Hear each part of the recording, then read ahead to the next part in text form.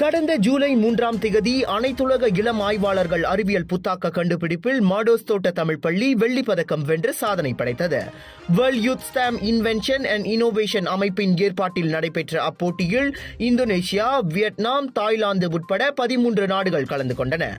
ஆரம்ப பள்ளி மாணவர்கள் முதல் உயர்கல்வி பயிலும் மாணவர்கள் வரை பங்கேற்ற அப்புத்தாக்க போட்டியில் 1300 புத்தாக்க படைப்புகள் படைக்கப்பட்டுள்ளன. அதில் மாடோஸ் தோட்ட தமிழ் பள்ளி மாணவர்கள் சிம்பிள் ஹேர் ஃபில்டர் எனும் கண்டுபிடிப்பை சுயமாக உருவாக்கி வெள்ளி பதக்கத்தை தன் வசமாக்கியுள்ளனர். மணல் சுத்திகரிப்பு ஆலையின் அருகே மாடோஸ் தோட்ட தமிழ் பள்ளி அமைந்திருப்பதால் அதிகப்படியான தூசு பிரச்சனை அவ்வப்போது ஏற்படும். அச்சிக்கலை மாணவர்கள் மையமாக கொண்டு அப்புத்தாக்கத்தை உருவாக்கியதாக அப்பள்ளியின் தலைமை ஆசிரியர் செல்வமணி செல்வராஜு தெரிவித்தார்.